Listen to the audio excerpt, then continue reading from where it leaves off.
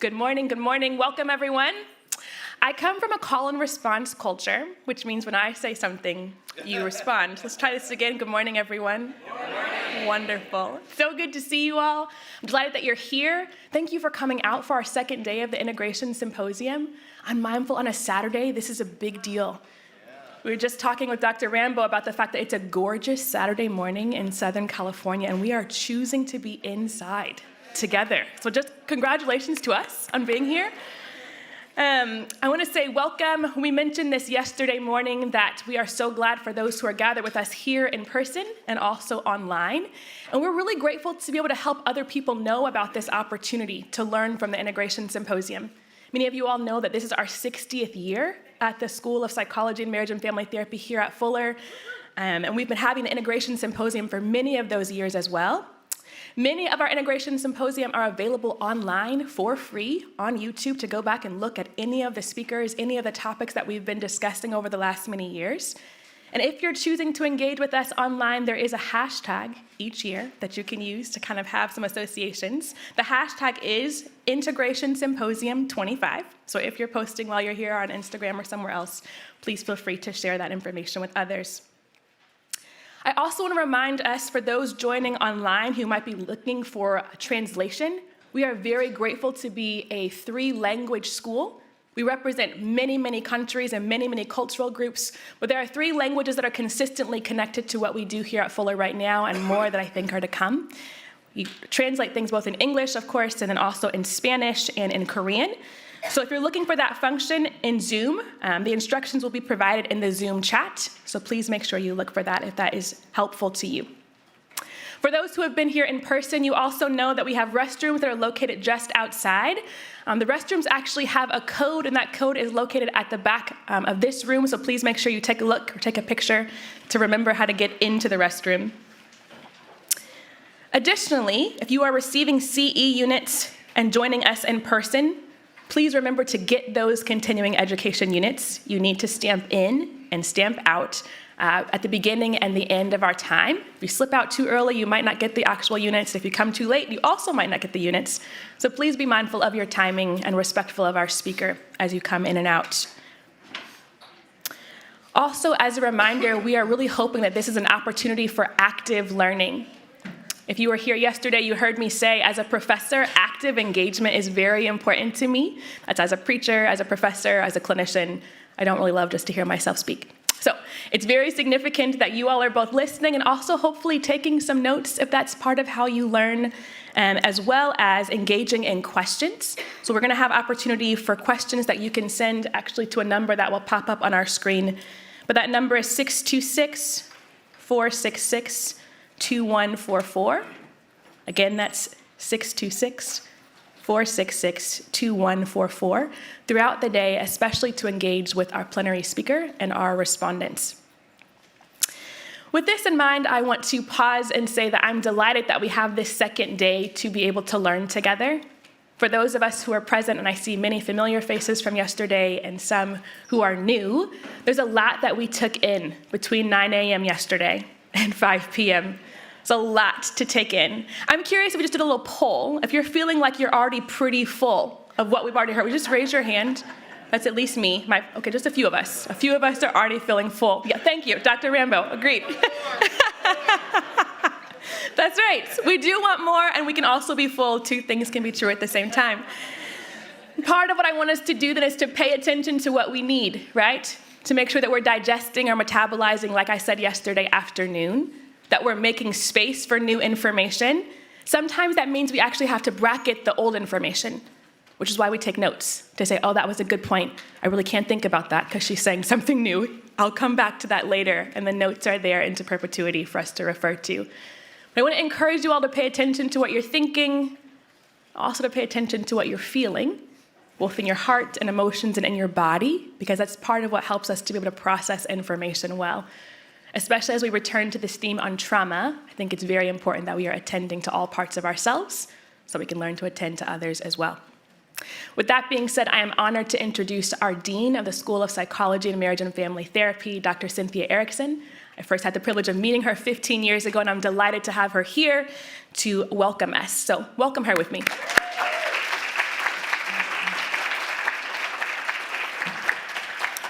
It's a privilege to be able to welcome all of you to Fuller and to the School of Psychology and Marriage and Family Therapy.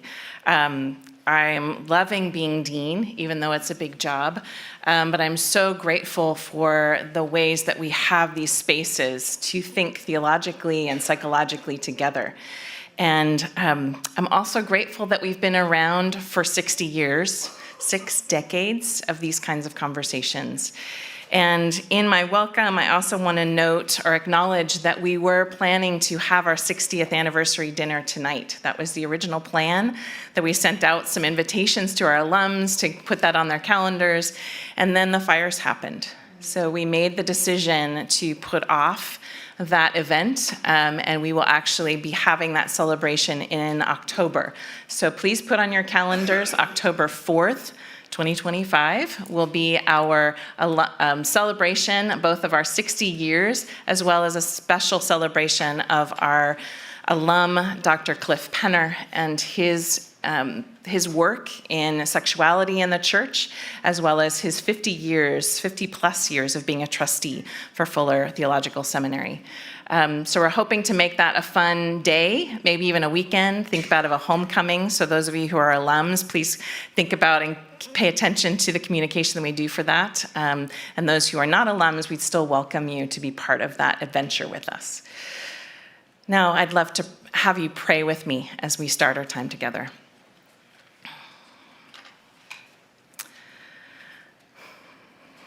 God, you accompany us. As we have been reflecting together yesterday, you accompany us in the dell, in our lives, through trauma and through recovery. We are grateful for the time to gather together and reflect together on what this means theologically and psychologically, what it means for us as caregivers to walk with those who are suffering, as well as to allow others to walk with us as we suffer. So I pray this time would continue to enrich your kingdom through both the sharing of ideas, the embodiment of different practices, and the relationships that we build. That we do this as a kingdom of your people, and we do this together through the power of your Spirit, walking in the way of your Son, knowing that we are loved, that we have that loving gaze of God on us at all times, even when we are in the dell. Thank you, Lord. Amen. Thank you, Dr. Erickson. I need to do something here, which is sometimes saved to the very end of a conference, but some of you are going to be gone, and so I don't like to do it at the end. I like to do it somewhere in the middle, and that is to thank our event staff and everyone who's made this possible. So I'm going to name them, okay? Thanks to Jeremiah and Nick and Esther and Joel and Adrian and Yasam and Casper and Alexis and Olivia and Bella and Lauren and Chantel and Tartania and Kim and our translators Sammy, Nayala, Emily, and Kenny, right? Did you know that many people were working on this? And a big shout out to our SOP, MFT staff as well. That's Beth and Meg and Nicole, and we're so thankful for them. And who? And the coordinator of all of this, who didn't put her name on the list, is Kay Torres. Thank you, Dr. Fort, for catching that. Kay, we see what you're doing there, hiding. That's what good leaders do, right? So, yes, we're so happy that you're here. I'm so excited about today's program. And I want to go ahead and introduce all our speakers as we normally do. And so, I'm not going to go through Dr. Rambo's very lengthy vita. You got to meet her yesterday, but to say that she is a systematic and constructive theologian at Boston University and has written extensively on trauma. She has also obtained grants and worked with congregations and consulted and made friends with a lot of people even in this room before she came. And we've been just delighted to have you on the West Coast, and thank you for grappling with the East Coast, West Coast time difference. You know, we really appreciate that. And she'll be speaking today on coming alive to life, exploring the growing edge of faith through the writings of Howard Thurman. And some of us have been very excited about that. Responding today to Dr. Rambo is Dr. Jennifer Ackerman, who has been directing the efforts of Fuller's Seminary Brehm Preaching, a Lloyd John Ogilvie Initiative, where she has worked to catalyze a movement of empowered, wise preachers who live and lead at the conversion of worship, preaching, and justice. In 2022, she joined Fuller's faculty as an assistant professor of preaching in the School of Mission and Theology. Dr. Ackerman has nearly 30 years of experience facilitating the worship and preaching efforts of churches and multi-denominations across the U.S. As an ordained pastor in the Presbyterian Church USA, she serves as the seminary's liaison to the denomination. And rounding out our final plenary session today will be our own SOP doctoral student, Abigail Schmidt. Yes, you have some friends here. She is a PsyD student in Fuller's clinical psychology program, and we're very excited to say that you just were placed at University of San Diego internships site for the fall. And if you don't know about that, that's a big deal. That is a big deal. All right, I'm going to bring up Dr. Rambo, but one other thing that I often do, and I'm in charge, so I get to do it, is that I share a poem. I share poems because poems are to be read out loud and to be heard. And I'm an ambassador for poems. I want more poems in the world. I think clinicians should read poems. I think preachers should read poems. I think all of us should read poems. And this is a poem from a collection by Bill Henderson called The Family Bible. And it could be read as a collection of poems by a man who's desperately trying to hold on to his faith while he has been deeply wounded. This little poem is called Stigmata. Job was a good man, and God gave him boils. I was a good kid, and God gave me pimples. Disdained by leaping cheerleaders, I was surely loved by God. God often afflicts those he loves, said Reverend McIntyre.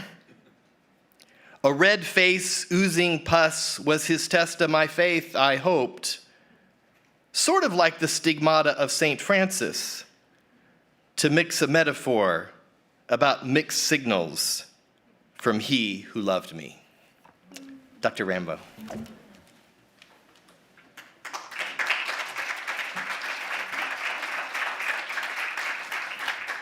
Wow, a Saturday morning.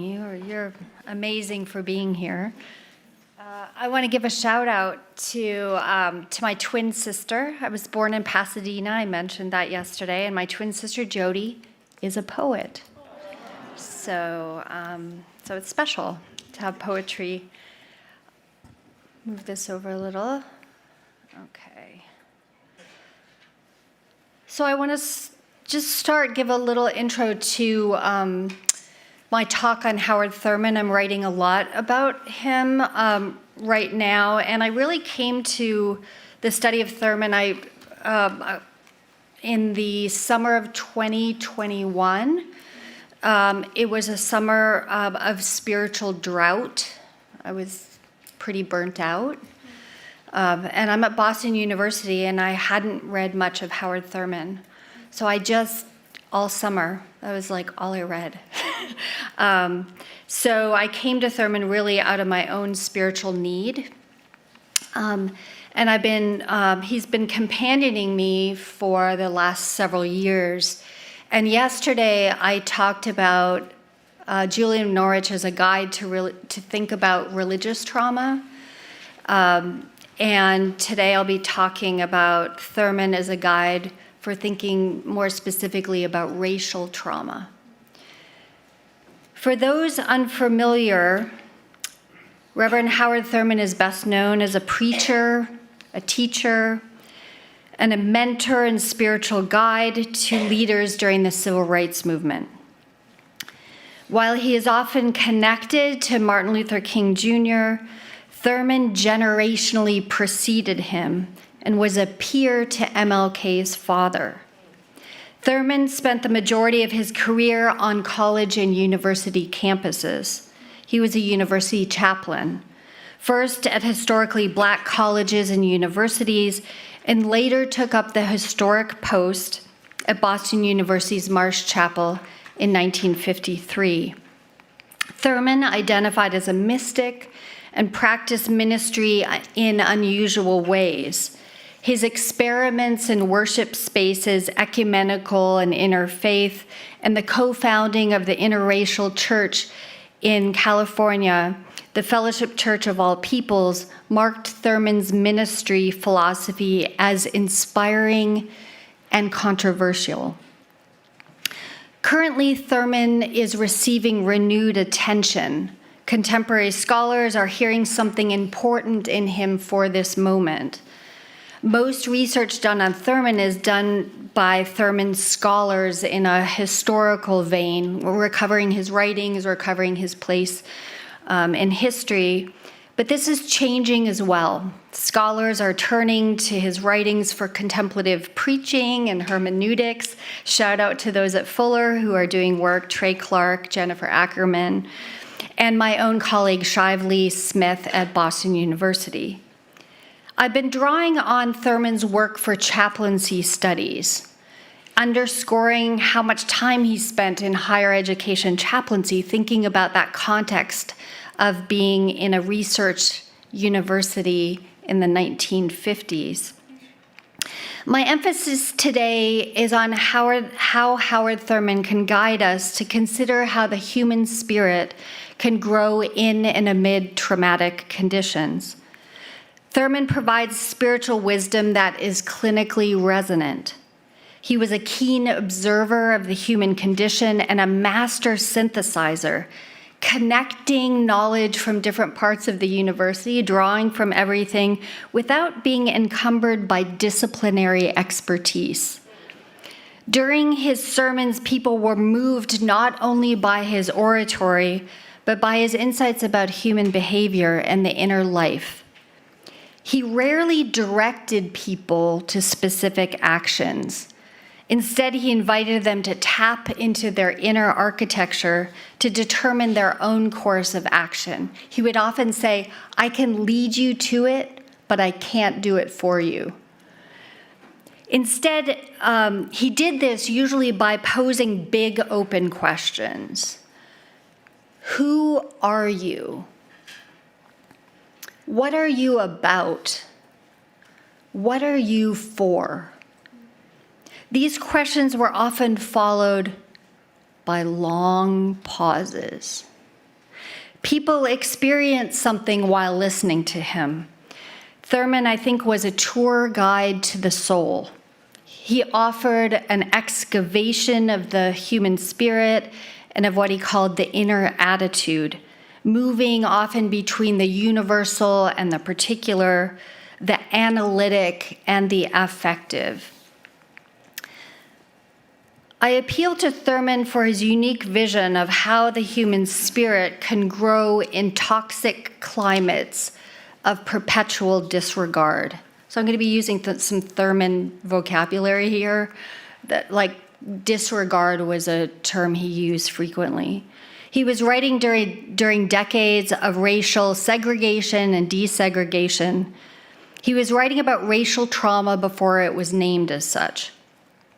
I appeal to Thurman's unique vocabulary to show his contributions to thinking about how the human spirit can stay resourced and grow more capacious amid ongoing conditions of trauma. But Thurman also named the diminishment of the human spirit as a collective problem, pointing to what social workers refer to as the wider ecosystem of trauma.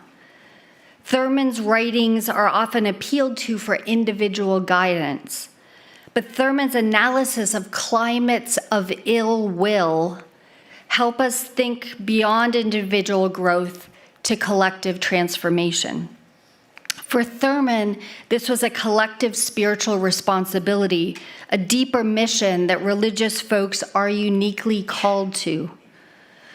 Analysis of his work is challenging. It'd be interesting to hear Jennifer talk about it because he's so unsystematic. His books are mostly collections of sermons, meditations, and lectures they're themed but not really categorized. So Luther Smith is one of the scholars who first tried to kind of systematize Thurman, make him accessible to theologians, but it's really hard to, you can say. He was a preacher, and as such, he was anecdotal, picking up insights everywhere he goes. So you're like, you try to follow a thought in Thurman, you're like, how much was he into, psychology at the time? It's unclear. So I'm going to share with you a vignette from Thurman. I've been really interested in these illustrations or vignettes that he uses all the time in his writings, sermon illustrations, but I think they're more than that. He often described everyday encounters in which something insidious was operating that signaled a deeper ethical or moral problem. So I want to introduce you to one such encounter that Thurman referenced several times over his career. So I've been kind of tracking what vignettes show up like over decades of his speaking and lecturing. And in later interviews, he has a very amazing set of interviews that were done, and he brings up this vignette. It's a sermon that he preached in 1958 in Boston's Marsh Chapel, and it included in the papers of Howard Thurman, Volume 4, under the title, The Third Component. So the sermon is titled The Third Component. The audio recording is in the digital archives at Emory University, so you can listen. I debated about whether to play the clip. But it includes a racial slur that was distinctive to that time, and I won't say it. You can access it, but I just want to preface that I went back and forth about whether or not to bring the word into the space, and I decided not to do that. Thurman is traveling by train on the way to his speaking engagement. He loved train travel. He traveled on trains a lot. He was very afraid of airplanes. He avoided airplanes at all costs. Loved cruises. Thurman loved the water. You'll get that. So he's sitting quietly. Thurman himself is sitting quietly in a train car when a young girl points to him and calls out loudly to her mother an offensive racial slur. "Look, Mommy, there's a..." And then she says it again, "Look, Mommy, there's a..." The mother hushes the child, but in a split second, the climate in the train car changes. In that second, all action is suspended. It's as if everyone freezes except for the train steward. He moves quickly towards Thurman, extends his hand, and tells Thurman that it is good to see him again. Thurman notes that he had never seen the steward before. He did not know me. The vignette ends there. Thurman's use of vignettes is not unusual. Many pastors use illustrations in their sermons. But when he inserts these vignettes in his sermon, he implies that his congregants know similar experiences, and he invites them to consider, who were you in this exchange? Were you the mother, the child? Were you the silent bystander? Were you Thurman or the train steward? This was an interpersonal exchange, words spoken and received, actions performed. This vignette is a snapshot of what was happening in the broader culture. There is an ecosystem of ill will evidenced in everyday exchanges. Thurman's use of vignettes is unique in that he employs them to position his listeners in experiences that can and often do go unprocessed for a myriad of reasons that we can unpack.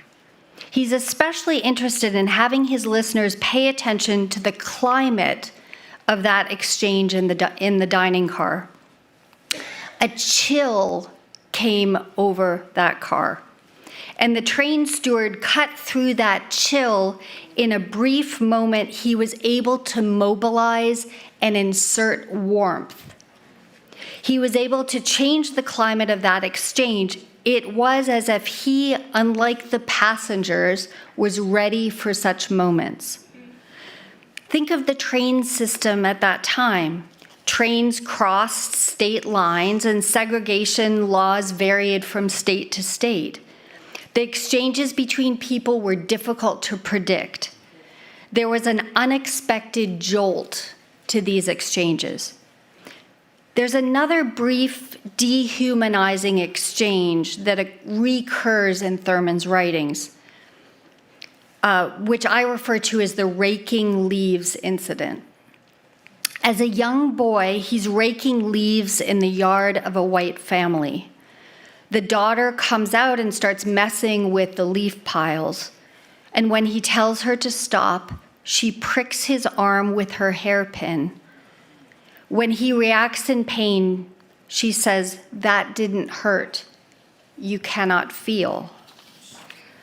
He repeats that one. Those are the two that he repeats across decades of his life. Interestingly, the children in both vignettes are recipients of generational teachings, innocent vehicles for adult hatred and bigotry. For Thurman, Thurman brings these, I just want to take a moment. Thurman brings these jarring moments into the worship space, making their content a matter of spiritual concern. For Thurman, the preacher and religious leader, the work of church is to educate people to move in such moments. Interracial and interfaith spaces can be, he imagined, incubators for fellowship. There's an opportunity to develop trained stewards who can potentially transform toxic environments of disregard. The ecosystem is of collective spiritual concern. For Thurman, the Black man in the United States, there's another layer of work. Thurman's tone shifts. If you listen to the recording, his tone shifts when he shares this vignette. The laughter of the congregation in response to Thurman's narration is unsettling to contemporary listeners.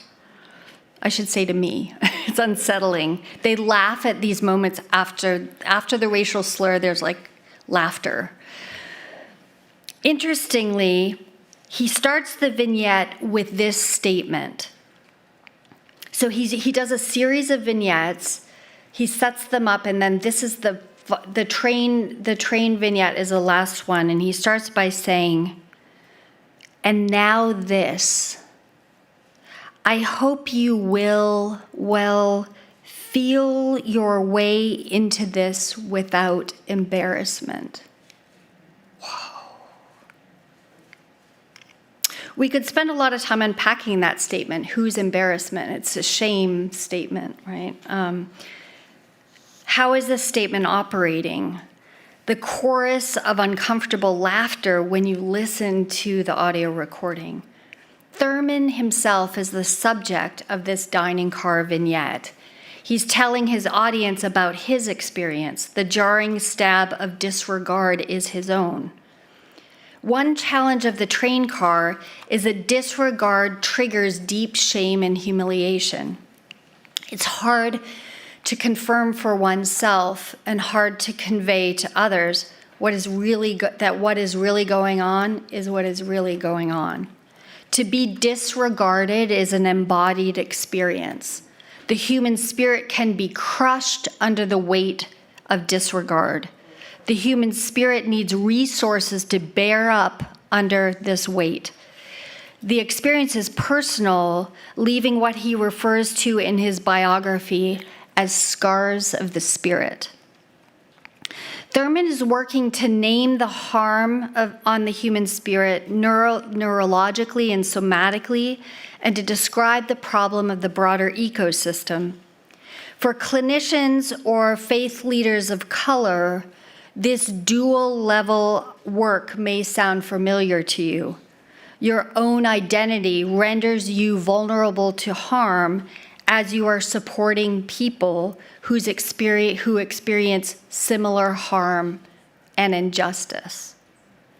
Combining these two, I envision this question surfacing from Thurman's vignette, right? So you have Thurman, the religious leader, and Thurman, the black man in the US. Combining these two, I envision this question surfacing from Thurman's vignette. What enabled the trained steward to move? He did not even know me. What training does one need to perform the actions of the steward? Thurman provides an analysis of what happens in the moment. In his descriptions of these trained moments, Thurman speaks about what interactions do to the nervous system. In Jesus and the Disinherited, which he wrote in 1949, he describes the experience of disinheritance by providing chilling somatic descriptions of those with their backs against the wall. He wrote it in 1949. It's probably the best known of his works. It was the book that Martin Luther King Jr. carried with him all the time. It's really a classic. In 2025, Jesus and the Disinherited reads like a trauma book. Thurman's descriptions are somatically resonant, aligning with what many of us know as the neurobiology of trauma. This quote starts out the preface. This is like the first line of the book. The significance of the religion of Jesus to people who stand with their backs against the wall has always seemed to me crucial. Interestingly, his description of the disinherited features immobility, the experience of being trapped and unable to move. The experience of oppression is rooted in fear and located in the nervous system. The nervous system of the disinherited is dysregulated, subject to the insidious conditions. Thurman frequently interprets human behavior. I'm going to linger with this quote. So he begins with that statement, what does the religion of Jesus mean for those with their backs against the wall? And then he moves very quickly to an analysis of fear. So this is the quote. The ever-present fear that besets the vast poor, the economically insecure, is a fear of still a different breed. It's a climate closing in. It's like the fog in San Francisco or in London. It's nowhere in particular, yet everywhere. It's a mood which one carries around with themselves, distilled from the acrid conflict in which their days are surrounded.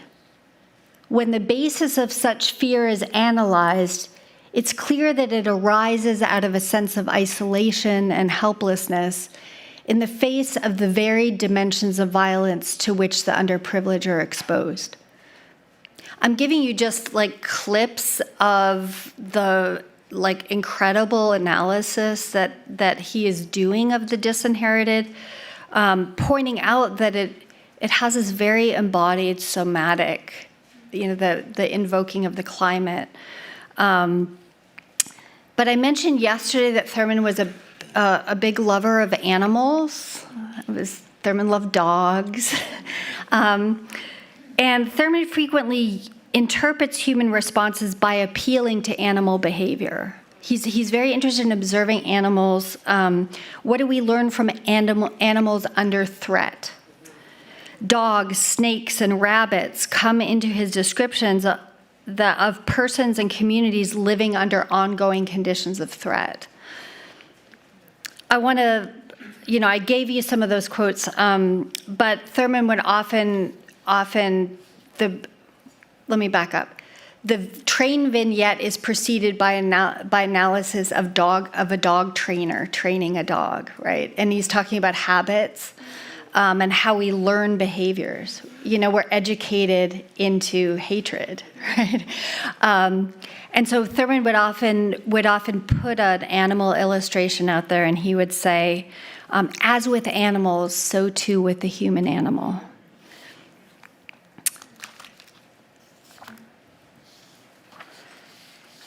This is another quote from Jesus and the Disinherited. The threat of violence is ever present, and there is no way to determine precisely when it may come crushing down upon you.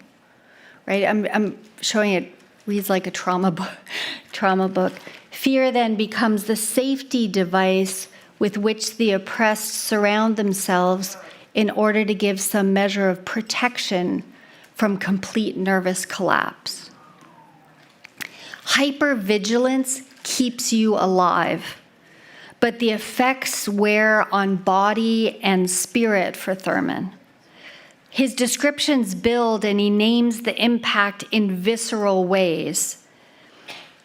There are few things, he says, more devastating than having it burned into you that you do not count, and that no provisions are made for the literal protection of your person. He continues, I'm just letting you take in the quotes. It's like, I can't do good paraphrases. The effect is nothing short of disaster in the organism. For studies show fear actually causes chemical changes in the body, affecting the bloodstream and the muscular reactions, preparing the body either for fight or flight. It's clear then that this fear, which serves organically as a safety device, a kind of protective mechanism for the weak, finally becomes death for the self. He identifies fear as the first hound of hell. When he moves to analyze the other hounds of hell, deception and hatred, it's important to remember that fear is still at the root of the others. Jesus, as Thurman interprets him, addresses these insidious conditions. He came to address fear and to restore vitality and vibrancy to those whose spirits are crushed. He does this not through sacrifice or through atoning for sins, according to Thurman. He does this through his teachings. Put simply, Jesus teaches the disinherited to navigate life under adverse conditions. This, if we need to call it so, is salvific. Thurman recasts the significance of Jesus in the face of a Christianity that has made Jesus into an object of worship. Jesus teaches persons who know the burns of not counting how to be a subject when denied subjectivity. Jesus keeps a vital connection to life that wards against the death of the self. So that his analysis of fear, it's like Jesus comes to address that fear. It's very direct in Thurman. The human spirit is responsive to its environment. When the environment is nourishing, the human spirit expands. But when the environment is toxic, it can diminish, shrink, and detract. For Thurman, it does little for the human spirit to root faith in otherworldly promises. There's no escape hatch. Instead, one must draw from a different source while still being in this environment. It's like a this-worldly theology. Thurman turns to the spirituals, the sung theology of his ancestors, to guide him. In his study of the spirituals, he finds a response to the question, how can the human spirit withstand force fields of hatred and disregard? For Thurman, the spirituals speak about the irreducible resource of life itself. Thurman says that the spirituals provided an alternative logic essential to survival, and they also attest to growth amidst threat. According to Thurman, Deep River is the most universal of the spirituals in insight and the most intellectual of the spirituals, and central to Thurman's understanding of the overall significance. I want to point out to this manuscript on the right, we have the Thurman archives at Boston University, and Thurman was asked to give the esteemed Ingersoll lectures at Harvard Divinity School, and he chose his theme as the spirituals. That was very important to him. I could go on a long time about that, about how the spirituals were both a source of shame for his people. They were often performed in front of white audiences for white entertainment. Yeah, thank you. And yet he was intentional about making them a serious subject of study. So this was, you can read his Ingersoll lectures because they're included in Deep River. This is a collection of his study, but also his study of the individual spirituals, but then the second half is the Ingersoll lectures. So according to Thurman, Deep River is like the central taproot of the other spirituals. In his analysis, the Deep River refers to God as the sea. The sea represents life, capital L. The sea is the source and end of life. Oh, I think I'm behind a slide. Okay, here we go. I'll back up. It refers to God as the sea. The sea represents life, capital L. The sea is the source and end of life. For Thurman, the sea represents life, capital L. For Thurman, the word God had important synonyms which became actually more compelling for him than the word God. God is life, capital L. God is presence, capital P. These synonyms convey something important, especially in contexts in which the word God is wielded to deny human dignity to some and to elevate others. This shift from speaking about God to speaking about life is what we might call a decolonial move. Identifying God as life is important because colonial Christian traditions present life and death in opposition to each other. The spirituals speak otherwise. Life and death are not opposed. Instead, death is part of the flowing movement of life. He contextualized this to affirm the insight carried by his slave ancestors that the white slaveholders could take their lives but did not control life or death. Instead, life, capital L, is source and end. Where, O death, is your sting? God is the sea and our lives are like rivers. To think, he writes, of life as a river is a full and creative analogy. Our lives, small l, flow from the sea and return from the sea. I'm back on the same slide. So our lives, small l, flow from the sea and return to the sea. Not only do our lives flow from and back to the sea, but the experiences of our lives are part of the flow. The sediment from the banks of the river finds its way into the flow of the water. Experiences shape and define our lives. The ebb and flow of water shape us. The contours of our lives and the riverbanks. Every bank, he says, that is touched by a river gives of itself to the water. The bank yields of itself to the river. All of our experiences leave their marks. Our identities as experiencers, he often calls us experiencers, right? We're experiencers of life. Our identities are shaped and molded by our experiences of life. Our experiences shape us, but they do not determine us. He writes, though my experiences shape me ultimately, yet I am not my experiences. This is such a subtle point, and it picks up force and importance as Thurman develops the analogy. there is an irreducible element to our lives that cannot be accounted for by the sum of our experiences. We are students of the environment. He uses that we are students of the environment, but we are not to be reduced to it. This irreducible element is what Thurman points to as the answer to how the human spirit can withstand force fields of hatred and disregard. So it's something about this irreducible element.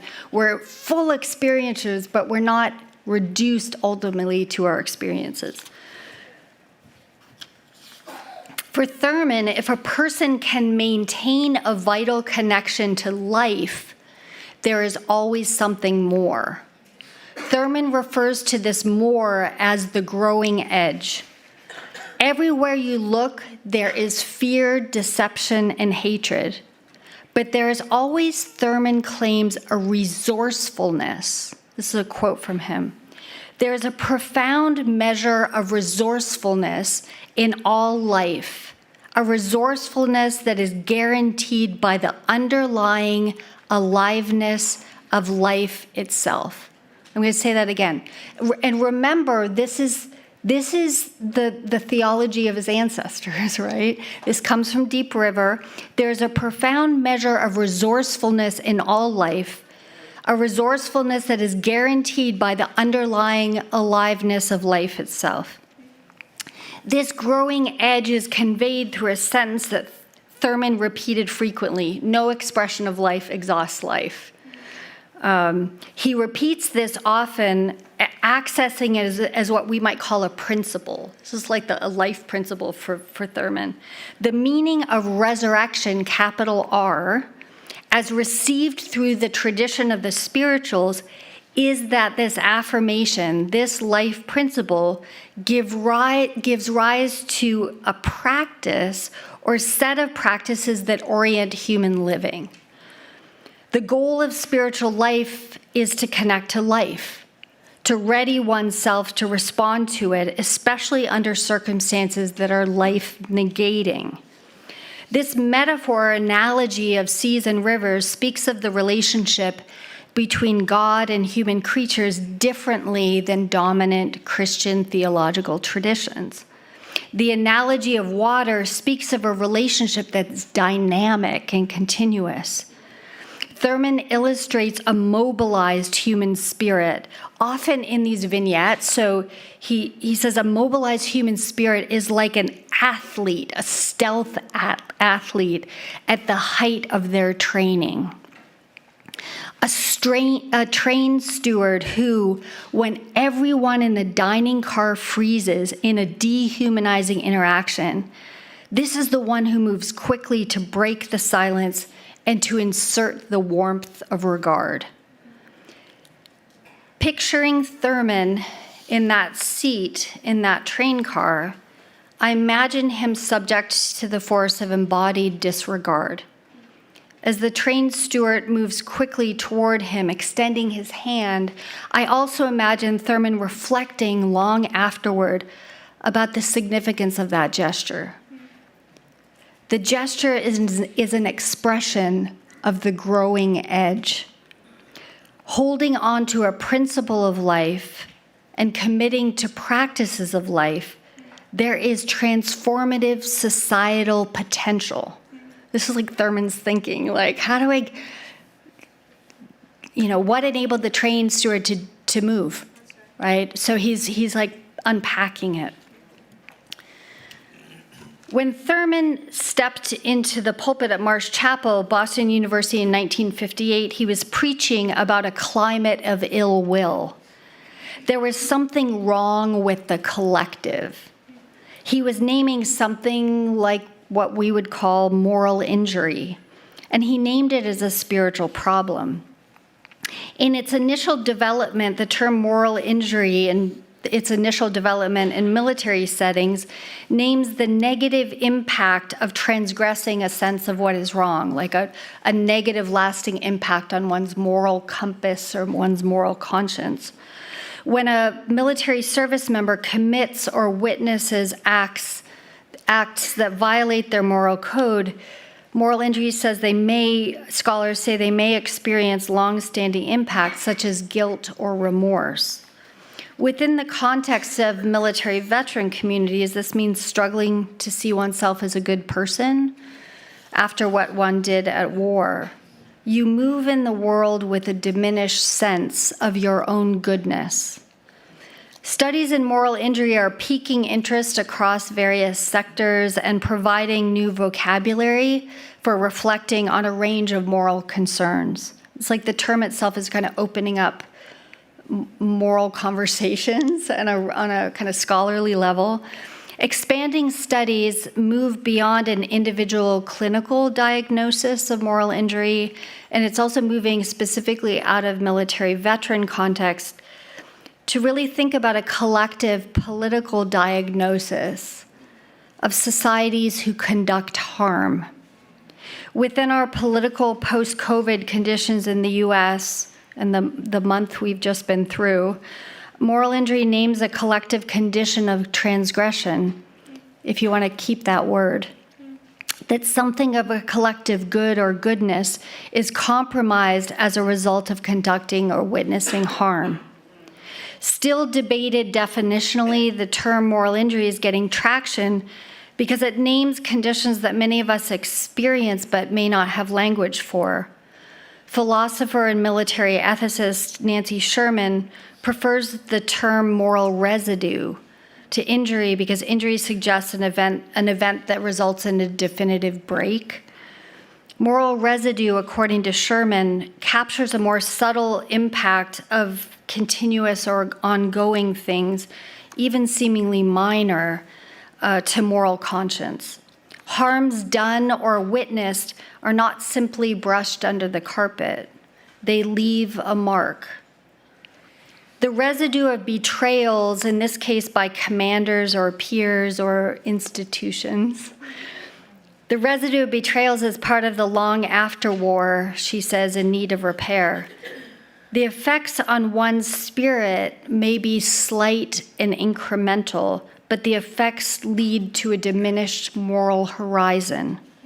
Sherman writes in the context of military, my hope is that I've learned to listen empathically to military members and their families I've interviewed, catching what nags and lifts in the residue of their wars. Moral residue names a problem in our collective, a problem in what we might traditionally have called the moral fabric of society.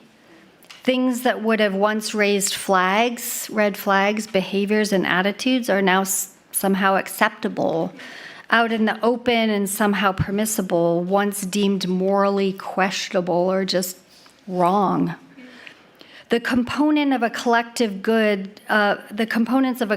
good are no longer visible. Or viewing this from a different angle, moral injury conversations expose the fact that those who defined the collective good were always about naming a good for the few at the expense of the many. If we move to Thurman's train car, his concern is that an incremental loss of goodness is evidenced in these exchanges. There is wear and tear, or even a weariness, that makes the actions of the train steward rarer and seemingly out of reach. Thurman studies the human spirit as it expands and contracts. He's concerned about diminishing capacities of our spirit when subject to toxic climates. His concern is that there will be fewer train stewards. There will be fewer gestures of goodwill in which the shame of disregard may be intercepted rather than internalized.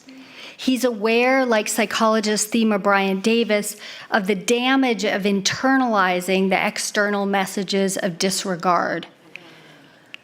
She instructs communities subject to systemic oppression to commit to the active work of not internalizing oppression. When Thurman says there's a climate of ill will, he uses words like callousness and coldness. A climate of goodwill is warm. An ill will, he says, is a very contagious thing. Thurman warns his listeners to pay attention to the quality of everyday exchanges and to notice the changes in climate. He places attention on conviviality. What a good word. He uses that a lot. Convivial. He wants convivial exchanges or neighborliness that cultivates, he thinks, into contact with fellowship. He includes another vignette in the sermon. It's a university groundskeeper who recalls the daily greeting that an esteemed professor offered to him on the way to his office. He always stopped to greet me. This habitual greeting is evidence of spiritual intention, an exercise of the human spirit. It's something like a practice of moral repair. Thurman is looking out at the congregation at Boston University's Marsh Chapel with this in mind. He imagines worship spaces as training grounds, incubators for social transformation. For Thurman, to teach people in church to reflect on these moments is difficult work. If we really think about what Thurman was doing, a child raised in Daytona, Florida with scars of the spirit, it's astounding. My colleague Eric Brown would ask Thurman about these scars, perhaps reflecting on them in relationship to adverse childhood experiences and what it is to be a Black clergy. Thurman was on the edges of Christianity. He took heat for his non-Christological view of Jesus. He rejected the Christianity that made Jesus into an object of worship while ignoring his teachings, which Thurman argued are rooted in the liberation for those who have their backs against the wall. He rejected the Christianity that is an otherworldly religion, having as its motto, take all the world, but give me Jesus. It is, in fact, the world, the sphere of living, that matters to Jesus and to Thurman. He was concerned with those victimized by these teachings, by its betrayal of faith. He focused instead on the basic principles of Jesus' way of life. Jesus as subject, as human experiencer, is one whose life is shot through with vitality. He showed what it was to love your enemies. Thurman was on the edge also of prevailing social movements. Thurman took heat for what was viewed as a solipsistic posture towards the racial issues of his time. As Black Panther movements grew, young people responding to Thurman viewed him as an accommodationist. It's interesting. The later interviews show a group of students who were like, you just sat back and didn't do a thing. But it wasn't just Black radicals who pressed Thurman on his inaction. It was also those in the civil rights movement who did not understand Thurman's mysticism. Though he identified with the affirmative or engaged mysticism of his Quaker teacher, Rufus Jones, and addressed this engaged stance, the critiques persisted. So he kind of got heat from both sides. He was resisting in his time a division between the inner and the outer life, action and contemplation. This came through in his reading of Jesus as well. And this is a quote. Jesus' message focused on the urgency of radical change in the inner attitude of the people. Jesus recognized fully that out of the heart are issues of life, and that no external force, however great and overwhelming, can at long last destroy a people if it does not first win the victory of the Spirit against them. Thurman was also on the academic disciplinary edges. He's speaking about the human spirit in much more embodied ways than his peers. How strange it was to talk about the nervous system, to work with neurobiological sensibilities in the 1940s. It's clear to us now, to those of us who study trauma, that Thurman's spiritual guidance was not just about the inner life. It was about attuning one's spirit and one's nervous system to the environment. His interdisciplinary approach did not translate well at the time. Biographer Peter Eisenstadt writes about the intellectual disregard that Thurman felt from the theology faculty at Boston University. Quote, "They didn't get what he was about." For Thurman, to grow the human spirit was not for the sake of triumphant Christian living. It was for the sake of survival and for preparing people for existential interventions in the everyday, for train car moments. Jesus, Thurman says, is significant for the disciples because he teaches them that it is important to discipline and grow the human spirit when the climate is death-dealing and breath-extinguishing. I suggest that Thurman is an important guide for us theologically minded types working with psychological concepts of trauma and moral injury. It's generative to think with Thurman to describe the impact of racial socialization and racial harm on minoritized communities. Howard Thurman was trying to name the embodied impact of racialized trauma, not dissimilar from Resma Menachem's My Grandmother's Hands. It's like they would be brothers, if they were contemporaries. Because of the humiliation associated with disinheritance, the impact of harm might be covered over by the one who experienced the harm and the powerful benefit from that covering over. But Thurman believed that the impact of the human spirit on the human spirit was undeniable. Over time, moving in toxic climates of ill will, even though they seem familiar and seemingly okay, it leaves a residue. The human spirit can be trained to detect the harm and to remain responsive to life. But it can only do this if a person discovers and draws on alternative resources.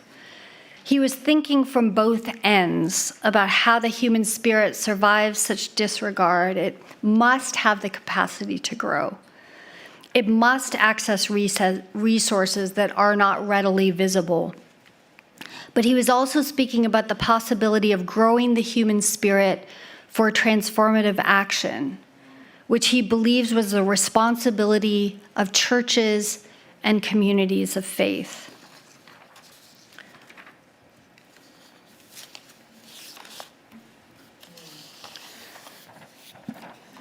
I got to circle back to the beginning. Yesterday morning, I invited you to consider the meaning and significance of this night fishing scene, this final resurrection scene for our current moment. When we think about growth or spiritual growth, we know that growth does not come easily. It's not linear, it's embodied. We cannot unsee what we have seen. But the promise, I think, from Julian's Mother Christ yesterday is this: you will not be forgotten. You will not be overcome. And the promise, I think, from Thurman is that there is an irreducible dimension to life. The growing edge is the meaning of resurrection. There is a spirit, he says, a brooding presence over these waters, and we are never alone and always accompanied. Thank you.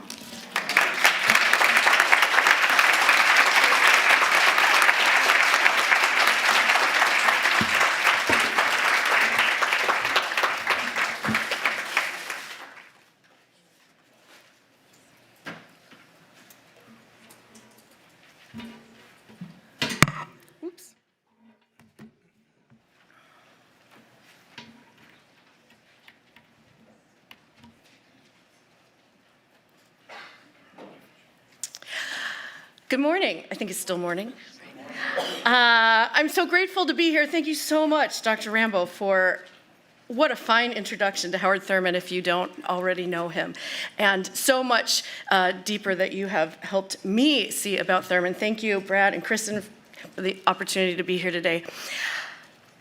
I need to say before I dive in, I'm keenly aware that you are hearing so far today from two white women about the virtues of a black man. And I just want to say, I do not begin to pretend that I know anything of what it meant to walk in Howard Thurman's shoes. But what I can speak to is how the ministry that came out of that walk has impacted me, and particularly how I see him as an exemplar of what it means to live and lead at the convergence of worship, preaching, and justice, which is the world that I walk in. And so for whatever it's worth, I offer today where my work has taken me, and I'm so grateful for this lens of trauma, Dr. Rambo, that you've brought to this today. And so what I'm going to do is talk through a few of the key points that we've heard already from Dr. Rambo and how that connects to what I have seen in Thurman's work. So the thesis that Dr. Rambo brought to us today is that Thurman guides us in how to consider how the human spirit can grow in these traumatic conditions. And she shared with us a lot about how his life shows us that. And I'd like to just go back to the very beginning. This is another vignette that he tells frequently in his sermons and in his autobiographies about a formative event in his childhood.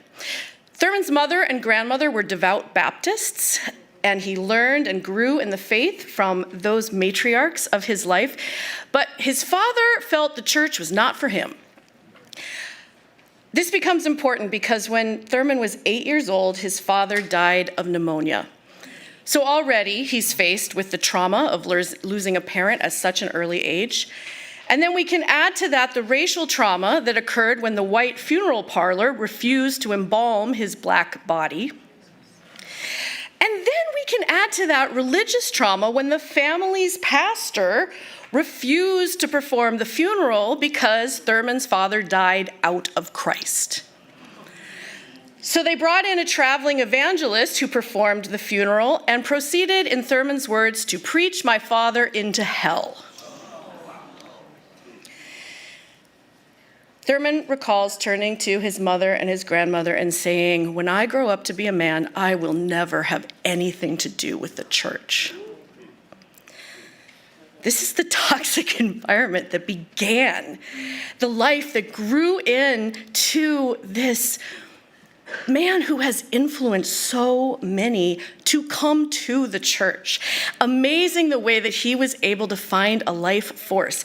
And the life force that we're seeing here, I think this is so great the way Dr. Rambo brought this out, that it couldn't be these otherworldly promises. You can't worship Christ and not follow Jesus, was what he said again and again. And so all of his work was indeed to find a different source. And in my work, what I came to identify as this different source that Thurman was tapping into was what I call sacramental silence.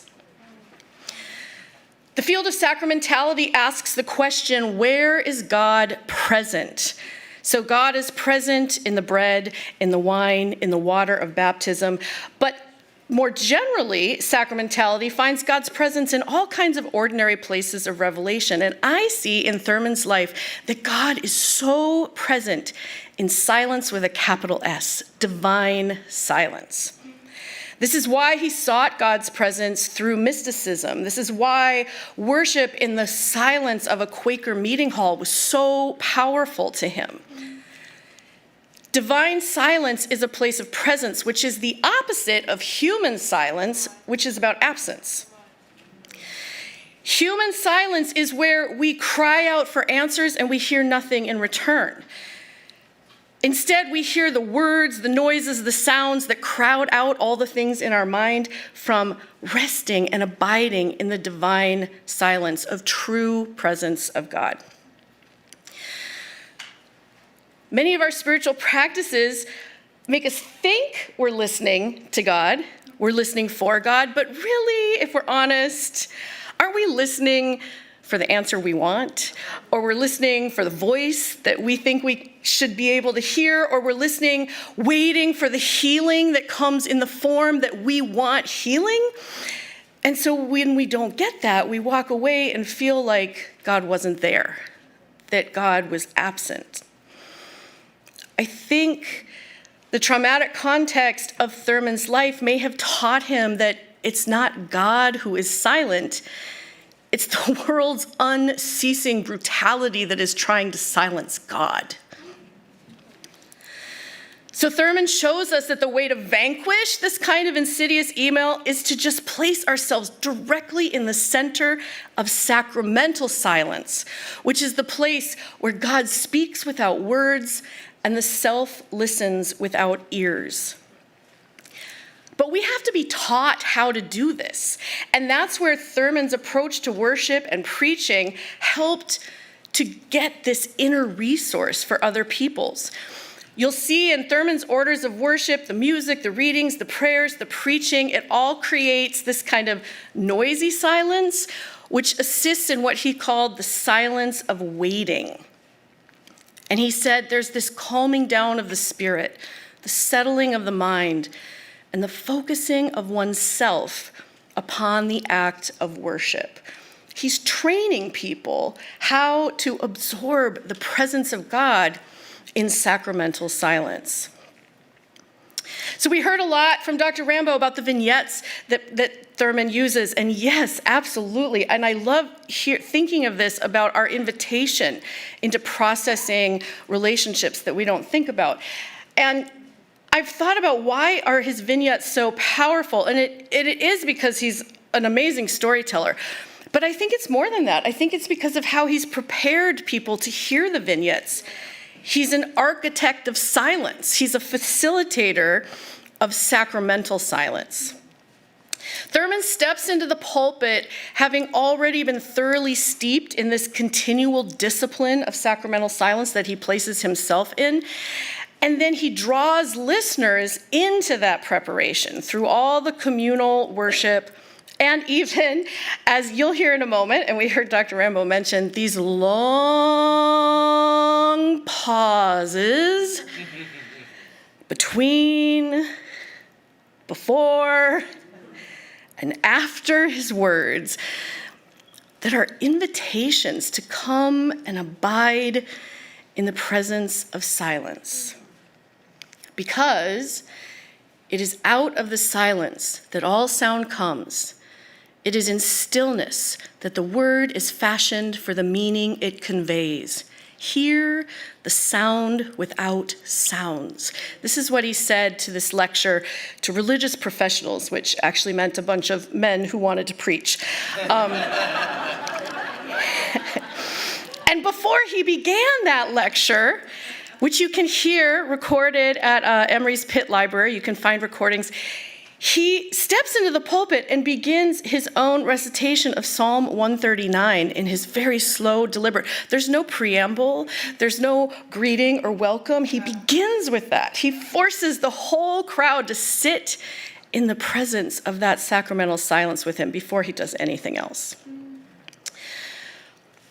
We heard from Dr. Rambo that Thurman's analysis of climates of ill will help us to think beyond individual growth to collective transformation. Absolutely, and this is how he became the father of the civil rights movement, the spiritual father of the civil rights movement. He believed that when community comes together in worship, sits together in sacramental silence, we are individually transformed to be agents of God's love and justice in the world. The way Thurman talked about this is that he said, the core of my preaching has always concerned itself with the development of the inner resources needed for the creation of a friendly world of friendly men. And don't let the patriarchal language fool you. He was a massive egalitarian and simply a product of his time where the language is. And this friendly world feels so weak to me. I want something more powerful. But I think it's that warm regard that he was after. It was the antidote to ill will is friendliness. It's kindness. And that's what he thought would change the world. And Jesus, for Thurman, was an exemplar of this in the way that Jesus shows us how to abide in the Father. Jesus shows us how to put our inner resources into the presence of God. The Garden of Gethsemane, for Thurman, is Jesus abiding in the sacramental silence of God's presence before he has to face the trauma of the cross. Jesus shows us how we can take on those resources that are available to us. Thurman shows us through this that the religion of Jesus, the religion that follows Jesus, doesn't just worship Christ, is in fact big enough to change the world. But I want to give you a chance to actually hear Thurman. So this is a brief clip. This is just a 2-minute clip from a sermon at Marsh Chapel, Boston University in 1961. And it's where he poses a classic kind of question. Do you believe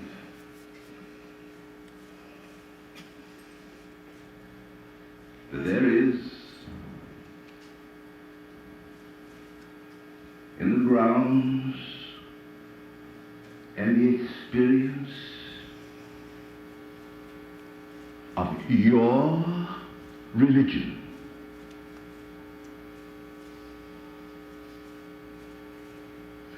that which is so utterly significant in its transcendence and immanence and redemptive character as demonstrated in your own life, that you feel that it can provide a point of referral on the horizon that will be redemptive for our society and give even to America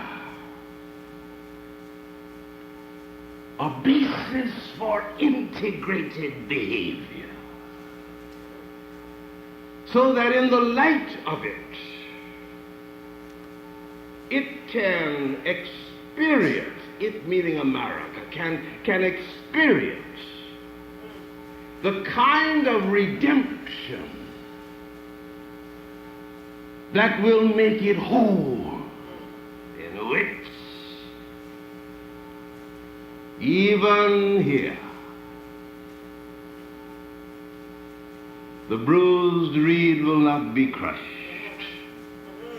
nor the smoking flax quenched.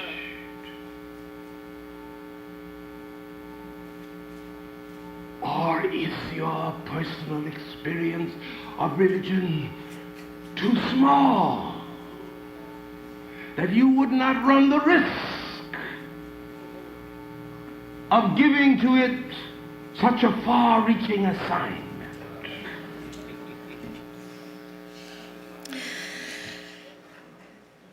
We're here today as clinicians, pastors, chaplains, spiritual directors, Christians who've experienced trauma ourselves, and I wonder, how do you answer that question today?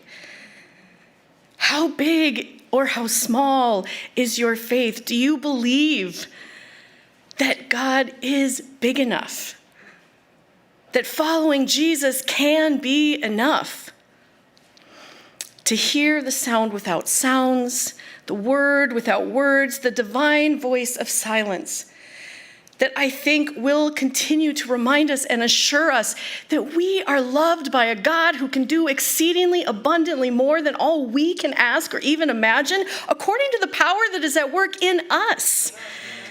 And so we can give glory to God through the church, flawed as it is, and in Christ Jesus, both now and forevermore. And all God's people said, Amen.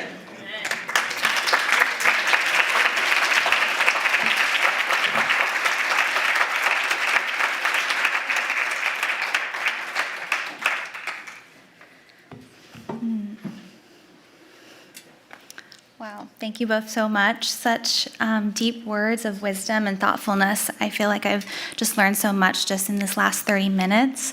It is such an honor and a privilege to be with you all today. And as I've been reflecting on the manuscript that you share, Dr. Rambo, and just listening here, I'm just struck by the richness and inspiring life of Howard Thurman. The pieces that you highlighted can be extremely helpful as a theologian and clinician, specifically with those working with marginalized populations. To share a little bit about my context for you all, my name is Abby. I'm a fourth-year PsyD student in Fuller's clinical psychology program. I am biracial, half Chinese and half white.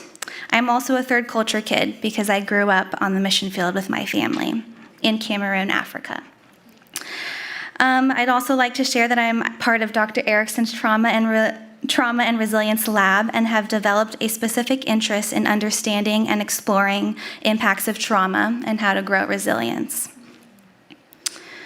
One of the pieces that I found most meaningful to ruminate on was the vignette of the train car and the train steward.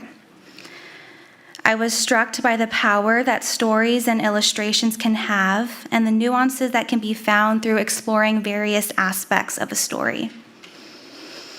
I appreciated the manner in which you, Dr. Rambo, highlighted the way that the train steward was ready for such moments.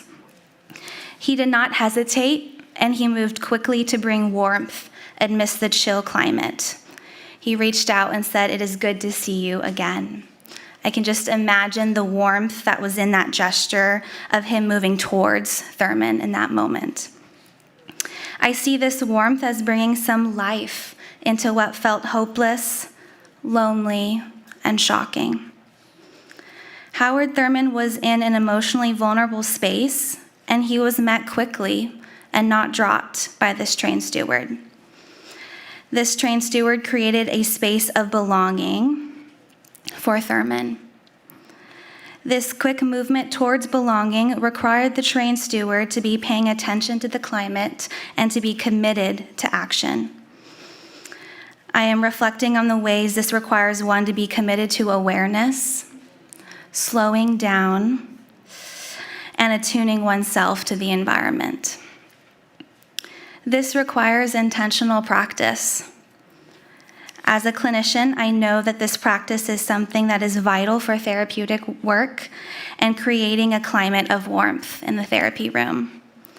I am committed to developing this in myself, as well as giving my clients the tools to develop this practice and skill as well. Another piece of this story in Dr. Rambo's lecture that has been developing in my mind is the way that trauma appears and stays in the body. I am reflecting on books such as My Grandmother's Hands and The Body Keeps the Score, which illustrates the way that trauma can continuously affect a person in their physical body.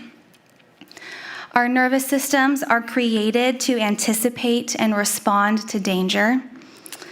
The manner in which everyone freezes in the train car reminds me of the fight, flight, freeze response that we all have, and the dysregulation that occurs in moments like that. The train steward, however, operates out of a regulated space and is able to meet Thurman in a state of warmth. Resma Menakem in My Grandmother's Hands writes that a settled body enables you to harmonize and connect with other bodies around you, while encouraging those bodies to settle as well. This call to have settled bodies inspires me to continue to grow in this area, both for my clients and my community. When thinking about this vignette and the impact of trauma, I think about the ways that it can create intense feelings of loneliness and helplessness. The symptoms of this sickness, such as hypervigilance, avoidance, irritation, and negative changes in cognition and mood, can further reinforce these feelings of loneliness and helplessness. I would like to use this vignette and the idea of isolation deriving from trauma as context to frame my own clinical experience, my dissertation research, as well as sharing a small part of my own story and thinking about Jesus' example in his ministry on earth. When thinking about the pain that occurs from trauma, I have reflected on the power of stories and the way in which the sharing of stories can decrease feelings of isolation and make room for connection and healing. One example that comes to mind is my current clinical experience working with veterans at a VA hospital. Many of these veterans are struggling with the symptoms of their trauma and have difficulty feeling connected to those around them. I had the privilege of co-leading a trauma skills group and a mindfulness self-compassion group last year for veterans. And during this experience, I was moved by observing the ways that these veterans were able to find connection with one another through sharing their stories and finding resonance with each other. During one of these groups, one veteran shared about his difficulty with controlling his anger and the effects that this has had on his relationship with his children. He became emotional in group, and another veteran was able to meet him in this vulnerability and express a similar difficulty. As these veterans chose to engage in this setting, they were able to learn that they were not alone. Another way that I see an example of the need for stories in community is through my dissertation research. My research question explores the factors that enable missionary families to build resilience in a family unit.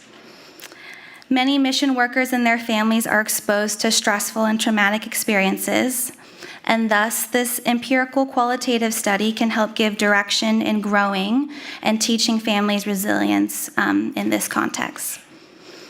Although I am still in the data collection phase, one of the themes that has continuously occurred throughout the interviews that I have conducted so far is the importance of having external community support.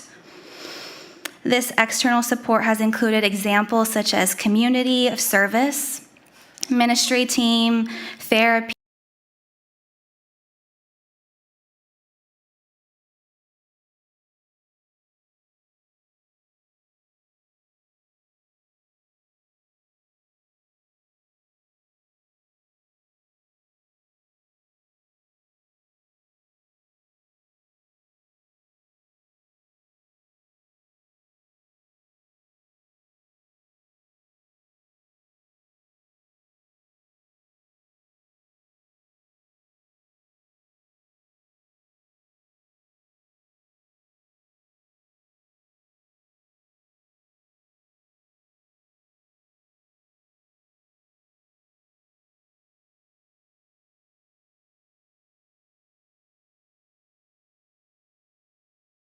a third culture kid, and the pain that can come at the sight of feeling like I don't quite belong.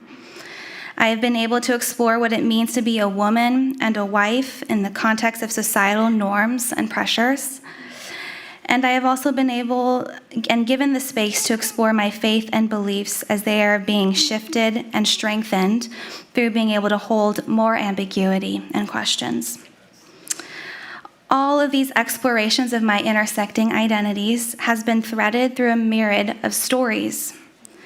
These stories have been held with warmth by my therapist, my own trained steward, and this process has empowered me to share these stories in other spaces as well, and therefore find points of connection and belonging in those spaces. Lastly, I am reflecting on the life of Jesus and his ministry on earth, and I am struck by Christ's intentional decision to do life with others, share meals, and travel side by side with his followers. Jesus was met with discrimination and disregard, and I find it meaningful that he can be found in prayer with his Father or in connection with his disciples and those around him. Jesus knew the power of stories and sharing those stories with others. He was thoughtful about drawing these stories of pain out with the purpose of building new life and connection. When thinking about Thurman's image of God as the sea and our lives as rivers, I am moved by the beautiful imagery of imagining our lives as rivers of stories moving among each other. These parts of the river can go unnoticed unless we are committed to creating space for its story and committed to being washed over with the nuance and the depth of its reality. These stories are important and they are powerful, specifically in conjunction with sharing them with others.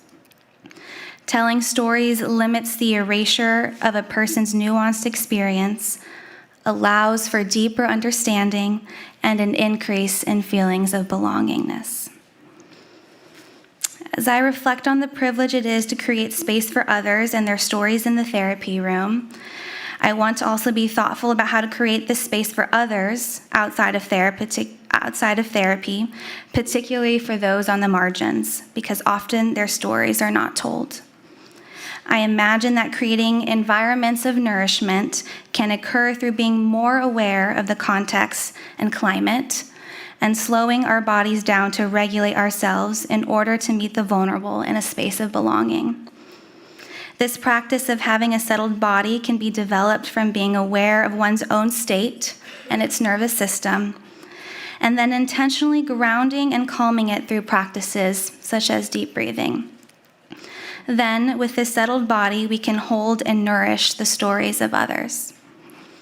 So with this in mind and thinking about the practice that it takes, I want to invite all of you to just do a brief check-in with your body and how you're feeling in this moment. So just take a moment for this. Just check in.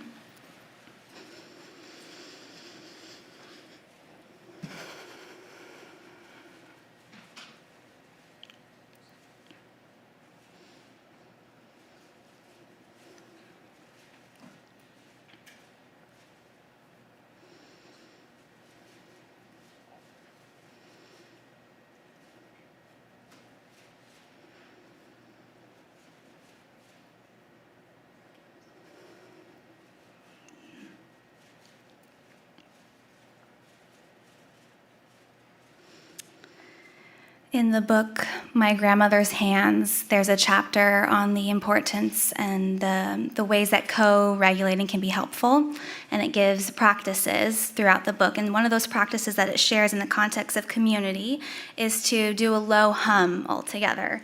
And I was hoping that we could all do that together today. And so I encourage everyone to take a slow, deep breath in, and on the exhale to just hum. So.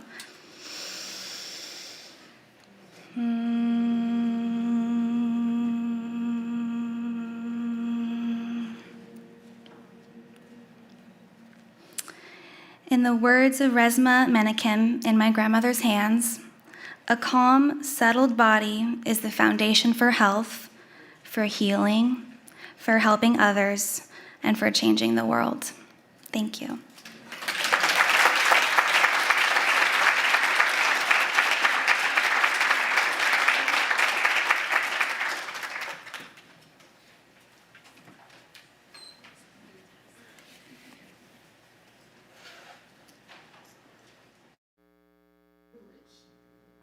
What a privilege and an honor to be here with these remarkable women, hearing from your stories, hearing your reflections on Howard Thurman. I feel like I'm pulling a Brad today, which apparently I do often, which in this case, though, is me feeling really tearful. Brad reflected on this yesterday, and I wasn't feeling tearful at all, and I was like, oh, Brad. That was my initial curiosity, and I also felt really grateful for Brad modeling for us that authenticity and describing his tearfulness yesterday. And now I find myself in that space as we conclude this time this morning. I feel so many things. I want to preface, before we go into your responses, Dr. Rambo, with a few comments and then just open it up. And then we'll have a few moments for questions. We'll go to a little bit after 11, and then we'll break for our longer lunch. I was thinking about your invitation, Abby, to pause and sit with ourselves. And I was raised by a preacher, my father, and so there's an alliteration of these 5 E's that came to me as I was sitting here these last few moments. The first for me is I feel enlivened. These last hour and 40 minutes, I've heard so much richness. I already appreciated Howard Thurman, but not in the depth that I've come to appreciate him and his story and what it means for me to learn from him. I also feel empowered to learn how to be like the train conductor. What would it mean for me to have practices and habits where my knee-jerk reaction is to welcome someone when everyone else is frozen? At the same time, I also am mindful that I feel exploited. As a Black woman in many systems and contexts where what I have is desired to be used and stretched, this exploitation is a feeling that came to me unexpectedly as I listened to what Dr. Rambo was sharing. That was really painful and the first source of my many tears over the course of the last hour and a half. I'm mindful that I also feel exhausted. And there's so many reasons for any of us to be exhausted as people who live in the United States of America in the 21st century. This capitalistic society is exhausting for all of us. And we experience that exhaustion in various ways. And my particular context, there are particular reasons for my exhaustion. Finally, I want to reflect on the fact that I also feel exposed. And I've been wrestling with that, all the reasons that I might feel exposed today. And part of that is resonating with a deep amount of what has been shared today along lines of gender and race, and thinking about Howard Thurman's story. I'll conclude with this and then turn it over to you, Dr. Rambo. I'm mindful that the exposure in part comes from so much resonance with a man who was born nearly 100 years before me. And I'm mindful of a question that a student asked in a guest lecture that I gave about 3 weeks ago. She asked, why are we still talking about race? It's a common question that we continue to hear. It's one that is painful for me every time I hear it, though I am grateful that the question is voiced so that we can address it. Why are we still talking about race? Why would a white woman choose to talk about race of the millions of things you could have discussed as a theologian in this space? Why? And I'm mindful as a woman who's under 40 years old, I'm not that old, that these conversations about race still resonate with my lived experience. I'm mindful that my first experience of being a racialized person in the United States was as a 5-year-old when I was playing outside in Detroit, Michigan, which at the time was one of the most Black cities in America, Black mayor, Black city council, Black people doing wonderful things. And I lived in an integrated neighborhood with a wide range of people. And I remember going inside after playing with my sister. And a few moments later, a little girl came to the door and knocked on the door. Some of my students are familiar with this story. And she asked, "Hi," to my mom, when my mom answered the door. "I saw your girls playing outside, and I would like to play too." And she was visiting a family down the block. And she was like, "I saw your girls, I'd love to come and play with them." And before my mom could answer, my little brother, who was 1 at the time, peeked out behind my mom's legs at the bottom to look and see who this girl was at the door. And the little girl looked at my brother and looked back to my mom and said, "Oh, but my mommy told me I can't play with little Black boys. So if I can just play with your daughters, that would be really wonderful." This girl is about 5 years old and reminds me of the little girls that we were talking about earlier today in these vignettes. And my mom got down on eye level with this little girl and she said, "Honey, my children are a package deal. You go back and ask your mother if you can play with my little girls and also my little boy. And if your mother says yes, you feel free to come back and you can play with all of them. And if not, I'm sorry." I remember in that moment feeling so many things, including confusion. Why can't she play with Black boys? Why are Black boys different than Black girls? What has this little white girl learned about Blackness and gender and intersectionality at the age of 5? So many questions and also sadness for my little brother sitting there.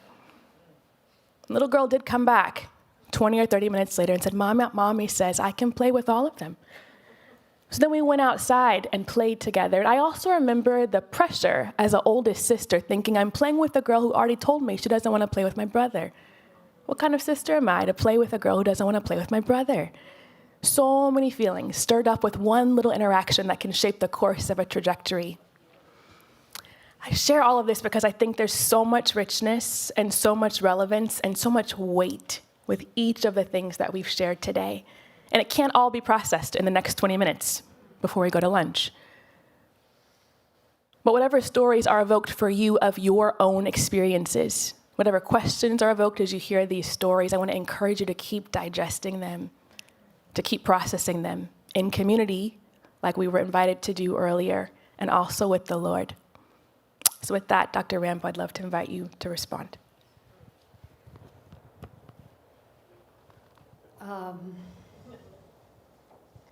Yeah, I'm just moved by what you just shared. I guess I just want to go straight into the question. Maybe it is with you and with what Jennifer had raised. My question facing the study of Thurman was, what is my responsibility to the tradition this tradition as a white-bodied woman. It brings up a lot of complexities around positionality and scholarship, and who gets to write what history, and do I have the right to read and speak about Howard Thurman? You know, all these questions came up. And I remember I have a late mentor, Dale P. Andrews, an amazing homiletician. Yeah, you did? Oh, this. And I asked him this question. I had a really close relationship with him, and I said, you know, I'm really, it seems like white theologians need to start addressing questions of racial trauma. And, you know, I was asking him how to do that, right, in a way that I acknowledged my own whiteness and my privilege. And he just said, take the theology seriously. This was when I was working with Dolores Williams's work. He said, treat Howard Thurman like a serious thinker. Present him and study him with the kind of intensity that you would, you know, Karl Barth, you know. And so that doesn't answer everything, but it's a question that I think is, I wrestle with, is to think about what does it mean for me to study a history that's not my own, and thinking, yeah, this is, students of color have had to study histories not their own for a long time in theological institutions. And so to have that reflective pause about who am I in relationship to the work that I'm reading and the dissertations that I'm writing, and how to name yourself in relationship to that. So all those questions came up about, like, who am I to speak about Thurman? And I think it's just part of my responsibility towards the questions that are coming up in the time. But I still have, like, how to do it, how to share a train vignette. That it's like, I'm the young girl, I'm the young white girl who got a lot of messages about who was safe and who wasn't safe, and who was to be regarded and who was not. So I just think it's a rich set of questions. I want to talk with Jennifer about vignettes, because I think Thurman was very vain about his voice. You know, in the and rightly so, right? That he was insistent in the 1950s about having his sermons audio recorded. Like, we think nothing of that now, but that was like labor and high technology for those times. And so what's interesting is to read his sermons and then listen to some. Not all of them are written down, but when you read something and then you hear it, the experience is so different. And I think this is part of the slowing down that Thurman, he would teach courses at BU. He would taught courses in the spiritual disciplines. And he would walk into class. This is notorious Thurman stories. And he would just sit, and everybody was staring at him. And he would ask one of these Thurman questions, like, what are you for? What are you for? What are you for? And then he would be quiet for 40 minutes. And then he's like, we're done class. Because he was like, that is the work that you know, like the invitation to examine your inner architecture. He's like, I can't I can talk to you about it, but that's not the work. The work is, so there's something going on with the auditory, the slowing it down. People felt regarded when he, and let me tell you, it's changed my teaching, because I'm like a rapid talkaholic, you know, and I realize there's something else that needs to happen that clinicians know better than I do. It's like, slow it on down. The pace of our theologies are too fast. There's too many words. So I'm curious for you to talk a little bit more about what you, as a preacher, what's going on with Thurman. When he used the word, the best word out of Thurman's mouth is whole. Whole. You heard it in that. It's like, and then you feel whole.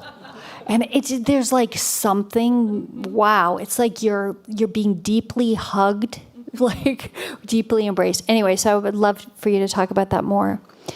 I think, Abby, the point that you made that I didn't make, it was so obvious in Jesus and the Disinherited, that Jesus himself was somatically disregarded.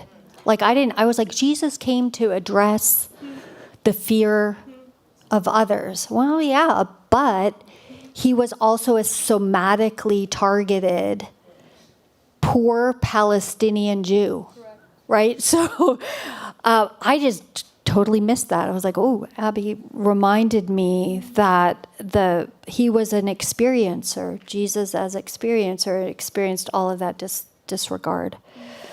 And that he really believed that the job that you needed to ready the spirit. That was his term. Like what we're doing is readying the spirit for those train encounters.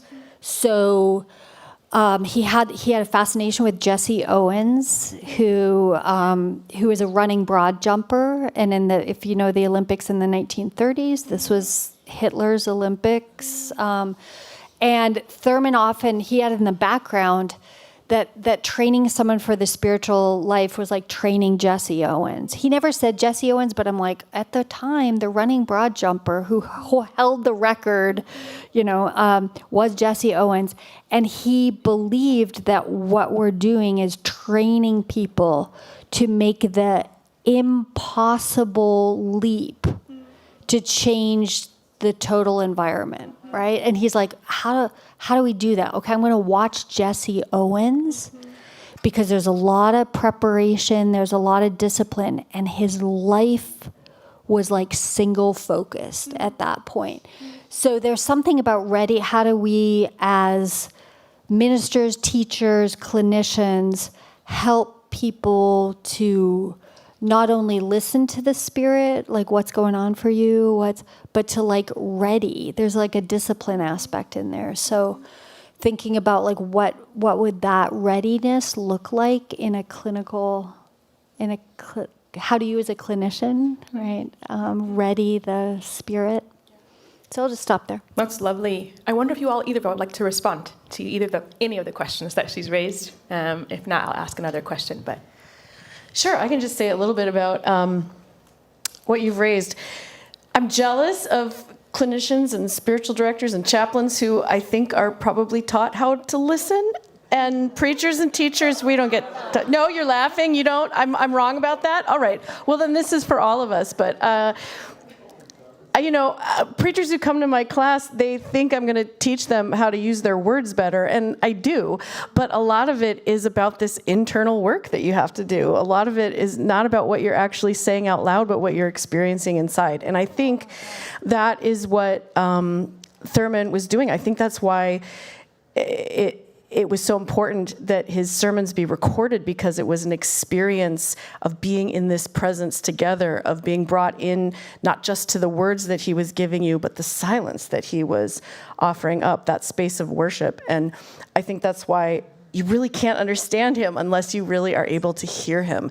And that's why it's such a gift. I just discovered it got hard to find his recordings for a while because he left BU. Yeah. So there's the archives are being moved around. But on YouTube, there's a Howard Thurman podcast where a lot of the recordings that are at Pitt are being uploaded. So you can get a sample at least. Not everything is there, but a lot of really great stuff is there to really hear. But I think that's what it is. It's that we have to be brought in to that space of sharing together and not just focused on the words. Any reflections you want to make, Abby?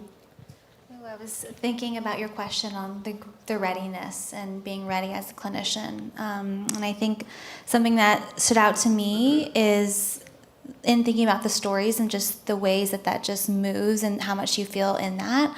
I think about, just allowing yourself to be moved by the stories and thinking about those and feeling those deeply. I had a thought and it left, but like what is felt through those stories and leaning into that and being able to do that check-in of like, oh, like I feel embarrassed here. Why do I feel embarrassed? Where's that coming from? Or I feel, nervous here. Where is that coming from? Being able to name those things and leaning into those stories and being moved by those. And then being able to say, oh, I've felt that before. That was from this story. And how can I respond in this moment based on that and what I've learned from that? But that's just, That's beautiful. Such a helpful reflection. Abby and I have had some wonderful conversations over the last couple of years about being moved, particularly moved to the point of tears. I feel really grateful for that conversation that we've had and I had with a few other people about allowing ourselves to be affected and thinking about how in the person of Jesus we also see a God who's allowed God's own self to be affected. Jesus moved to compassion, moved by compassion, does something. Jesus moved to tears, grieves with the sisters as they lose their brother. Thinking about what it means for us to be moved by these stories is really powerful, and I think affirms the check-in that we're inviting us to do. There's a question here that I want to pose both for us as clinicians, and also as chaplains. The question is, how do we help to guide people, or clients in this case, to the source of life that we were talking about earlier? Particularly those who have been not only impacted but crushed by traumatic events. What does it mean for us to be making space for that source of life? And how do we do that, especially if these folks are not considering themselves followers of Jesus, or are, and are angry at God enough that idea of going to the source of life sounds remarkably painful?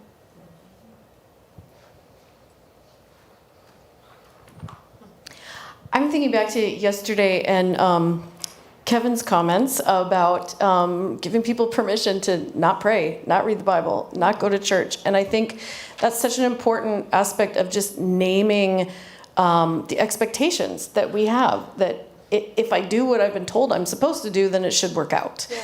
And that's almost never how it actually works out. So I think part of it is just naming and giving permission to grieve, to be angry at God, to walk away. But to find, I think, truth somewhere. Mm-hmm. So one of the reasons Thurman was disregarded by a lot of Christian theologians is that he believed that truth is truth wherever you find it. Mm-hmm. And so he's looked at as a looked down upon as a universalist, and to some extent he is, but he was primarily a follower of Jesus, which is why I think he's still distinctly Christian, but he was willing to find truth in other places. And I think that we shouldn't be afraid to encourage people to find a source of love, a source of life, a source of truth that maybe isn't labeled the way we want it to be in the church. That's how I think about it. Thank you. I guess that I'm just thinking with Thurman. I mean, I think he experienced it. So he did a lot of counseling with young people. It's like his demographic was people who are trying to figure out who they are, and I think he probably experienced that often kind of religious kids learned a language to talk about themselves that really didn't have anything to do with themselves. Like they had to talk about their spiritual life. They're coming to the chaplain at the university and they talk about their spiritual life. And he kind of saw that as also kind of blocking them from really talking about like life. So when that religious vocabulary was not leading them deeper into like self-understanding and awareness, he would just be like, who are you? Not like, how is your spiritual well-being, or what do you believe about God? So I think he saw that kind of got in the way. So what he tried to do was say, what is your relationship with life? That is your relationship with God. Like, why are we separating those? And I imagine he counseled that way, right? It's like, when I'm asking about you, your experience in that neighborhood, you know, those kids next door. That's right. That is a conversation about God. That's right. And so he tried to move some of that stuff away when he was like, yeah, okay, I understand you're talking about your spiritual life, but like, who are you? That's right. That's good. That's good. Any thoughts you want to add? I think I'll just add, like, as a clinician thinking about that feeling of being crushed or being angry, I think about what I'm most focused on, or what I want to be most focused on, is how can I join that person there in that, and how can I make it feel so that they don't feel like they're alone.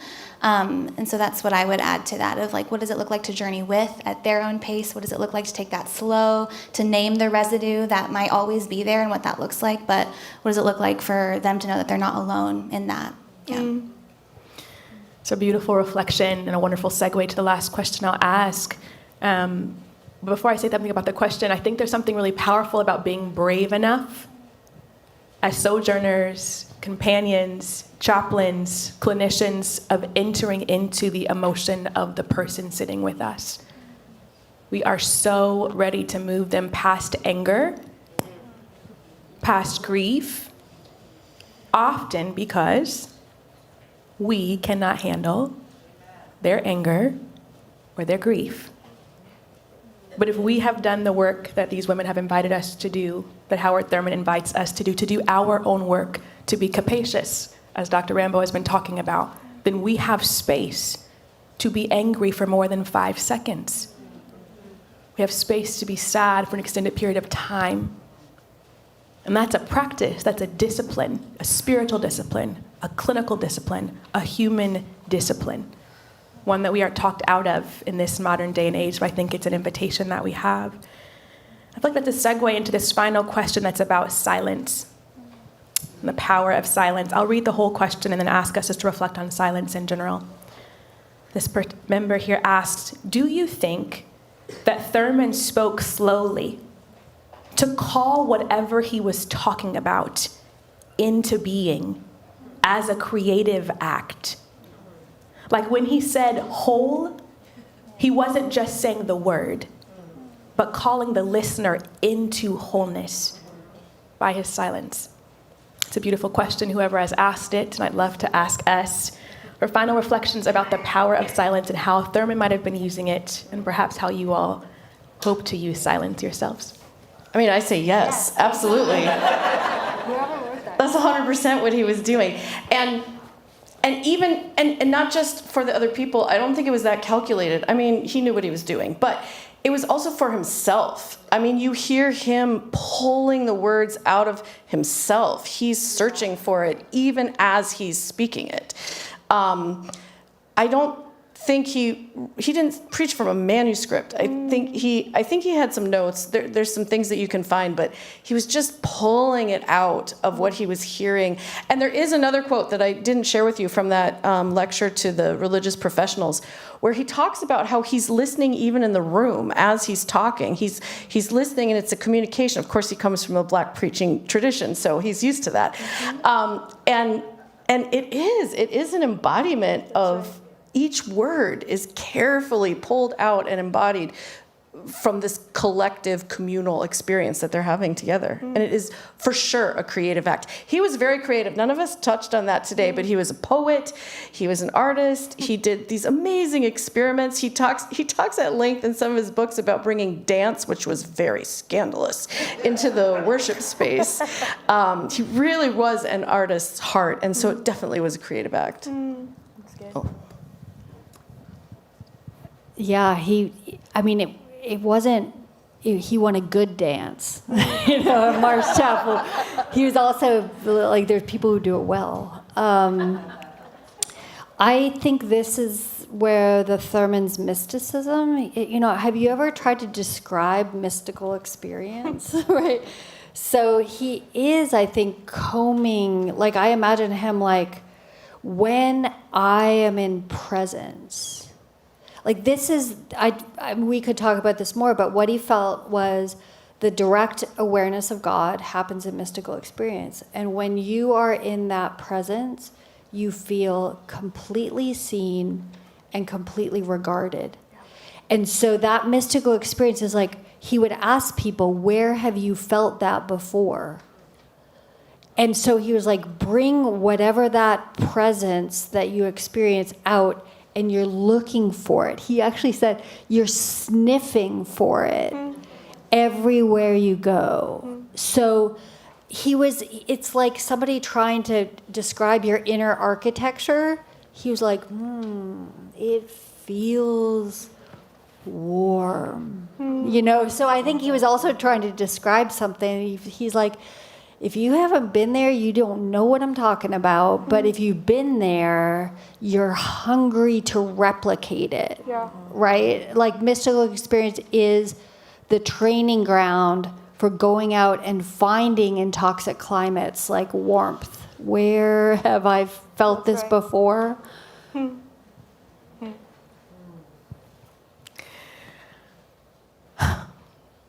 I'm mindful that talking about silence, one, is ironic.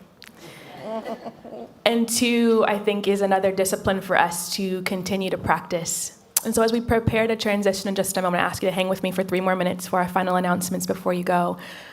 But as we prepare to transition to our longer lunch, I want to invite us to make space not only to process aloud, which I hope you'll do with people that you know or new people over lunch, but also to make some space for silence, for yourselves, for something to bubble up or to emerge, things that you're already aware of from the last few hours, and perhaps new things. I also want to say that silence can be used irresponsibly. You have heard this phrase been going around the last few years about silence can be violence.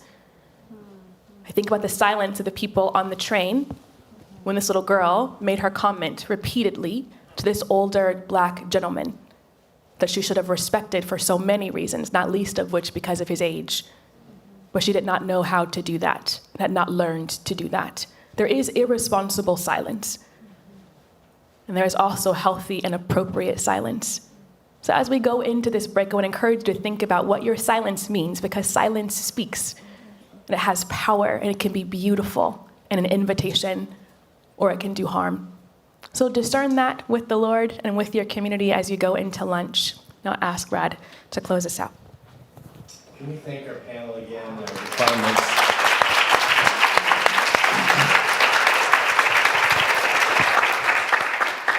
One of the most mystical spaces for me is what we might now describe as extended cognition.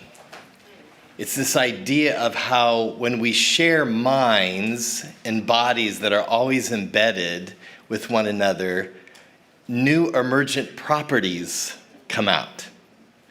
And with that in mind, we're going to invite you after lunch to attend a series of workshops.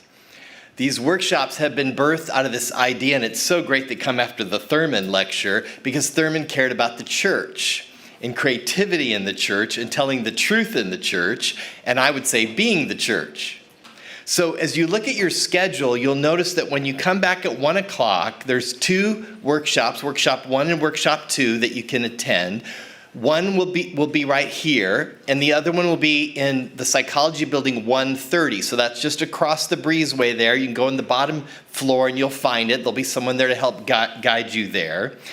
And these workshops are going to be a combination of things. Several of them will be about creativity and resiliency coming out of trauma. What does that look like in ecclesial settings?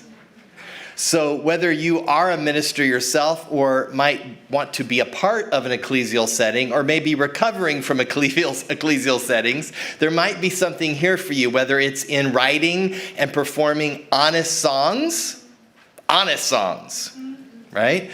Or the use of art and poetry and spoken word in those kinds of settings. There's lots of cool stuff that's going to happen in the next several hours. So I want to make sure you make note of that and be a part of that. And then at the end of the workshops, which end today at they end at what time? 4:30. We do want to invite you to come back in this space just for some closing comments with Dr. Rambo and Dr. Fort and myself. And we also want to kind of announce and talk about briefly what next year's symposium will look like. So we want you to have a wonderful lunch. We want you to have some time of silence, reflection, extended cognition, and then go to those workshops which are designed to be interactive, and you should get a chance to chat and talk and think together with the presenters as well. So, my friends, go in grace and peace. See you soon.